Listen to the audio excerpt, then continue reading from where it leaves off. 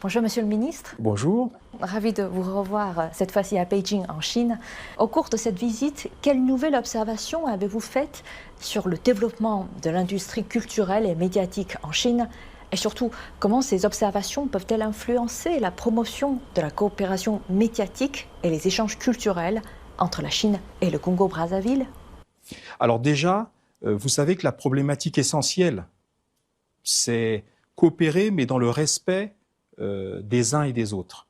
Et la Chine et l'Afrique aujourd'hui, non seulement nous coopérons sur des problématiques classiques, j'ai parlé des infrastructures, nous avons, le Congo en particulier, une grande coopération médiatique avec la Chine, il y a des équipements, il y a l'installation prochaine de la télévision numérique terrestre, il y a un joyau, un bijou architectural et qui est le Centre national de radio et de télévision construit par des entreprises chinoises, mais il n'y a pas que cette coopération-là. Il y a une coopération culturelle, des échanges culturels. Aujourd'hui, nous savons que nos contenus sont diffusés ici en Chine par les médias chinois. Et de même, de plus en plus, nous diffusons au Congo des contenus chinois. Et c'est cette coopération qui est la plus profonde, parce que l'amitié entre les peuples est l'élément le plus important. Le reste, ce sont des équipements, ce sont des machines. Mais ce qui fait la dynamique, ce qui fait la promotion de l'amitié entre les peuples, ce sont ces échanges. Et c'est là le plus important.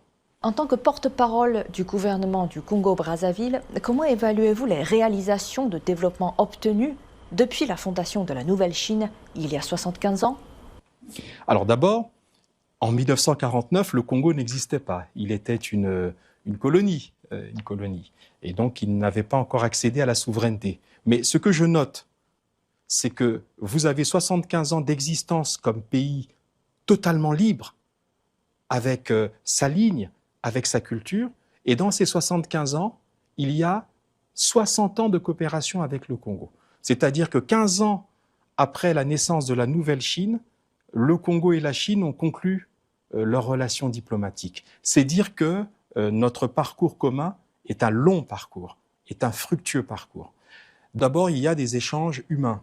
On a insisté tout à l'heure sur l'importance des échanges humains. Et les échanges humains les plus importants, c'est qu'aujourd'hui, de nombreux jeunes Congolais, et j'en ai vu des dizaines m'aborder pendant le forum, de manière surprenante, j'ai vu qu'il y en avait énormément ici, beaucoup, c'est déjà un gage qu'à l'avenir, nos relations vont être de plus en plus étroites. Parce que quand vous aidez à former l'avenir, parce que les jeunes, c'est l'avenir, eh bien, demain, tout le monde, les Congolais formés, les Congolais du Congo qui vont recevoir les Congolais formés, et la Chine qui va pouvoir s'appuyer au Congo sur un certain nombre de cadres, les cadres de demain qui auront été formés et à la culture et aux habitudes chinoises, tout cela, c'est à capitaliser. Donc c'est un point extrêmement important.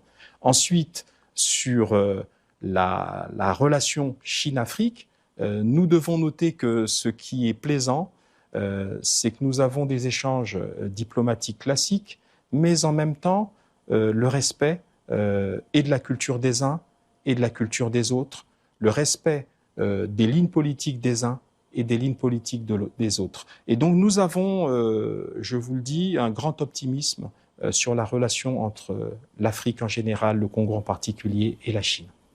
Merci beaucoup, Monsieur le Ministre, pour cet entretien. Merci.